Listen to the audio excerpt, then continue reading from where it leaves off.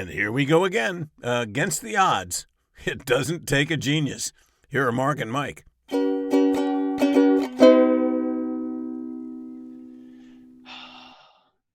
Well, good morning to you, Mr. Marshall. Oh, dear. Good morning, Mark Ramsey. First off, I want to say our announcer is getting more and more snarly. I know we don't pay him, but he could at least be nice to us. Would it kill the guy? I think it hits me especially hard right now because I'm exhausted, worn out. I'm tired. I've been since mid-March. I've ramped up my empathy, or what I think is empathy, and it just has sucked the life out of me. So I know it's all the rage. I hear all the stuff that, in order to have a great customer interaction, you must empathize with the customer. I may be coming to the point where I don't care. Oh boy. So I need some help. I am putting myself in your shoes and just thinking about how tired you are, how exhausted. What's wrong? I think you're empathizing with me. Okay. Oh, you got that, did you? Okay. I may be tired of people empathizing with me. maybe I'm tired of empathizing and I don't want to be empathized. Maybe I do. Maybe it just needs to be done better. A better way of empathizing. Yeah, that's it. Yeah, maybe. And then there's compassion. Now they tell me I need to be compassionate. Yes. So I need to empathize and be compassionate. I don't know the difference. Well, don't know. I'm going to tell you. If they said, "Well, that was a wonderful demonstration of compassion," yeah, I would be as surprised as anyone. I go, "Really? I did that?" Okay. You're in good company. It's not likely.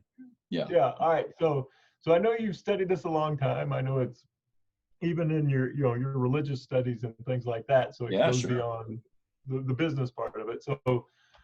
So please enlighten me so that I can get back on track. Yeah, and I have to tell you that I've had at least 3 people over the last week. Interestingly enough, all 3 of them females and all 3 of them professionals who have told me I'm tired. I'm just tired. And so it really echoes what you just said. I'll tell you this, the difference between empathy and compassion, you might think of them as different stages, different levels of the kind of care we do want to have. But empathy is a relatively recent word. It didn't enter the English language until the 1900s, and came from a word in German that was coined in the 1800s, and it basically translated to feel into somebody, and emphasis on the feeling. And whereas compassion, you mentioned religious studies, it does show up in a lot of faith traditions. There's a Buddhist concept around it. And of course, in the Bible, compassion is a word used to describe something Jesus had. And I think we've talked about that before, but just the idea of compassion, suffering with somebody, like the Passion of the Christ, the Mel Gibson movie. A lot of suffering in that movie, you may have noticed. So but it's to suffer with somebody and not just to feel something, but actually sort of be motivated into action for that person. Now that's the ancient stuff. Would you like to hear some of the more modern stuff around that? Yes, because I have to be honest, when you're telling me I need to suffer. Yeah, not super enthralling, is that? Yeah, I'm not running toward this suffering. You aren't. Yeah, help me. Saw that go in a different direction for me. Yeah, I might go the other way. Right. So, although I bet, Mr. Marshall, your lovely wife, you feel passion for her, and passion again is a word meaning suffering. I've found myself saying in the past, I don't have to serve my wife right now. I get to serve my wife right now. I am more than happy to suffer for her and get up early and make the coffee or what have you. So with that being said, there's definitely some biochemical things going on there. The surprise is that science says empathy stimulates areas of your brain that are emotional, make you self-aware, and bring you pain. So empathy actually, just staying in that feeling place, can make you suffer pain and be very conscious of that pain. Whereas the compassion elements, when your brain is stimulated in that way, the elements of your brain stimulated are things that revolve around learning and rewards in decision making, and just the reward system in general. It's connected with that. So there was an experiment done where they trained a group of people to practice compassion and a different group of people to practice empathy. And lo and behold, when it's all said and done, the group trained for practicing empathy basically found empathy very uncomfortable and troublesome. And the group that practiced compassion, the ones that theoretically are suffering with other people, well, they came out with a more positive mindset, felt kinder, really felt more eager to help others. So we've all experienced this, and I know you were putting on a little bit of a show there, but I know deep down in your heart that you and I are both a little exhausted right now. We've been on 5 million Zoom calls, right? And we've had, anybody who's listening to this has had this happen to them in some way. You know, you've had to be on for customers. You've had to be on for, video conference meetings. You've had to be on for your employees. You're acting a little bit. That's emotional labor. It depletes your energy. It is truly exhausting. So, so there's, compassion is maybe the way to go, right?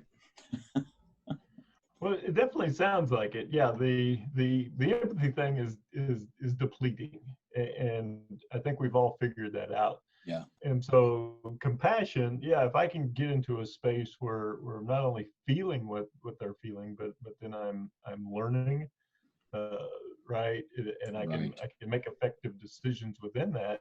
Yeah. Then I could see where, yeah, that would be energizing, and I think I'd be of more value to people. Whether it was people in my life or my customers. And if you feel more value, if you feel like you are of more value to people, you've just valued yourself, right? There's some worth and meaning behind those compassionate actions. So that's not the only reason to do it, but there's some science there. So why bother having empathy, right? Let's just go straight to compassion. Yeah, that'd be great. I think I'll be skipping the empathy and have a double helping of compassion. Please serve that up. Well, I do think that it is a stage on the way to compassion. It's a relatively recent word, but the concept of getting into somebody else's shoes and feeling what they're feeling, I mean, that's obviously that's as old as humanity. But it's interesting, it helps you be able to suffer. So, maybe you're finding yourself in the situation of saying, I recognize that I have customers who are really worried about their health. And so I don't want to wear this mask, but to care for them, I'm going to suffer through wearing this mask. There's an example of compassionate behavior. I think this is all hooey, but you know what? For the sake of that customer's well-being, their mental well-being, I'm going to suffer through wearing this mask. Okay, fine, right? Fine. And that makes sense. So if I'm taking a step, if I'm able to do something, then yeah, I feel like maybe I've contributed, I've helped, I've given something back. So empathizing without an action step, it's just painful. If I can do something to possibly relieve that other person's suffering or discomfort or discontent, concern, whatever it might be, then that may elevate both of us. Is that what I'm hearing? I think so. And notice the magic there of stepping into somebody's shoes allowed you to see that this is worth doing. This is an action worth getting involved in. There's an old Peanuts cartoon from the 1950s where Linus says to Lucy, it's something like, I love mankind. It's people I can't stand. We've all been there, right? Where it's, the individual right in front of you is so annoying and so frustrating. And, you want to say that you're magnanimous and just, love everybody, but then this thing right in front of you is so frustrating. Well, that won't happen if you get into their shoes, right? If you see things from their perspective.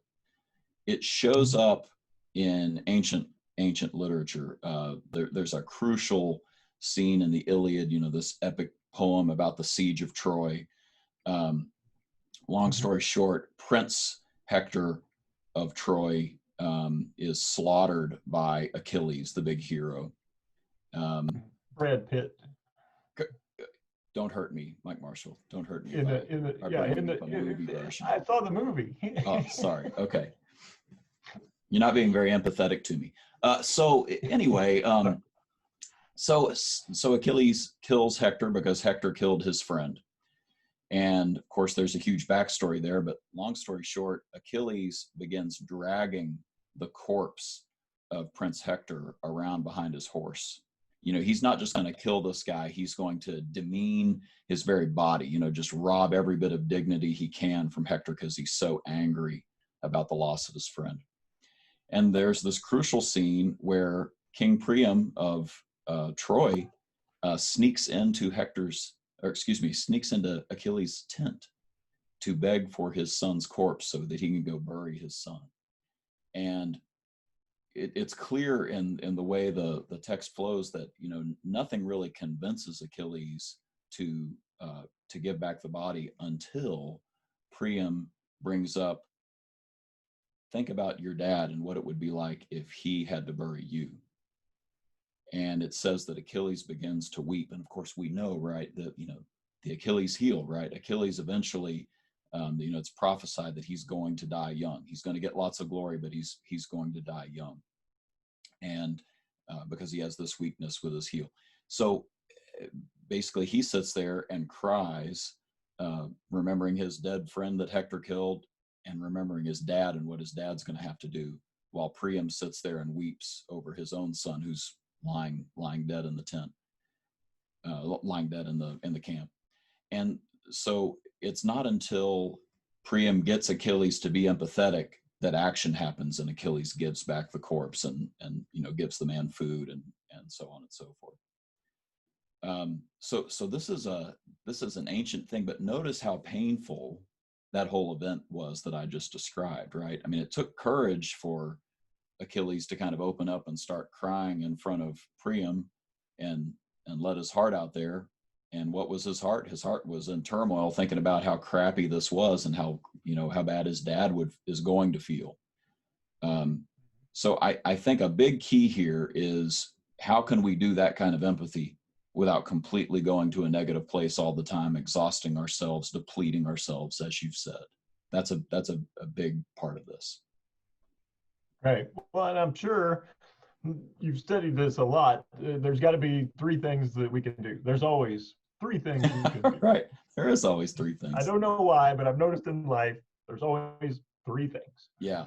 I don't know that there's psychology behind some of what I'm about to say, but I love it when there are threes, and I love it when there are three of the same letter. So I've got 3 R's for you: radar, receptivity, and reflection. Radar, receptivity, and reflection. Radar is about paying attention, having your radar up, paying attention to what's going on, what a person is saying, what a person is doing, the things that are facts that you can observe. They really said that, they really did that action. And you're probably going to pay attention to triggers, common triggers for people having their expectations missed and being disappointed or angry about a certain thing. So that's radar. Having your radar up is a big deal, paying attention to what people say and do and the triggers. But it's not enough just to be aware that that's happening. Now it's time to have a little bit of receptivity and really imagine how that might mean the person is thinking, how that person might be feeling, and being present to really listen to that person if you have a chance for a dialogue. And the old saw from the 7 Habits of Highly Effective People that we should seek to understand before we seek to be understood. That certainly applies with empathy, right? Let's get into their shoes and really make sure we understand what's going on here. But you haven't really done anything yet other than listening. And frankly, for some people, that might be enough just to let off some steam. But there's a third R, which is reflection, to reflect on what you have just learned so you can really process it. I think it's in 2 stages. I think on the one hand, it's us reflecting on the emotions that's brought up in us. You feel them in your body. There have been studies done that were done in multiple cultures where they've identified that your parts of your body get stimulated or experience a lack of sensation around certain emotions. And we talk about this, right? You get cold feet when you're nervous, or butterflies in your stomach when you're excited, or my fists clench when I'm angry. I get shallow in my breathing. All these things are biological. They are biological responses to the emotions in your brain. So feeling them in your body and then naming them, you take the power away from them when you're able to name them and say, I'm sad right now. I'm really, really sad about the loss of my friendship to so-and-so. I'm really sad that this customer saw me as so foolish, or this employee. So I think that's a big part. The other side, though, of course, is reflecting back to the other person. So it might, instead of fixing it, just jumping to fix it mode, be motivated by care and say, hey, here's what I think I heard you say. Am I understanding you correctly? What would help? What would help? So radar of what's going on, what people are saying and doing, receptivity to imagining what they're thinking and feeling, and just listening to them on that, and then reflecting on what you're experiencing and naming it, and reflecting it back to them, trying to name what you think they're experiencing, and making sure you're on the same page and getting a chance to say, what could we do? Right. And I absolutely love that. The concept of, okay, I feel it, I've got a better understanding, not jumping to a conclusion, but just saying, but just exploring what would help. Yeah. And when you think about that in work and life, whether it's a customer or somebody in your life, not automatically assuming what the next step should be. Yeah. Sometimes just the second step, the receptivity part, is just enough. Yeah. And how many times have I gotten off the phone, somebody's talk. I've said, I've done some nonverbal, cues and active listening. Yeah. And then at the end they go, you've helped me tremendously. Right. Right. The phone and you go, I don't know what I did. Apparently it was good. Right. But it shows you how starved we are, at least in our culture, to really be heard, really feel like we're known. And just somebody getting a chance to vent. Powerful. Oh, definitely. Man, that's good stuff. I don't know if this has helped anybody else, but I feel better, and I appreciate what you've done to kind of enlighten me. And let's see if our announcer's any nicer at this point in the program. And with that, thanks. I don't know, Mike. I don't think he's going to be very nice. And that's it. Join us next time when you'll hear Mike say, well, I'm sure he'll say something pithy. Don't miss it. Next time, it doesn't take a genius.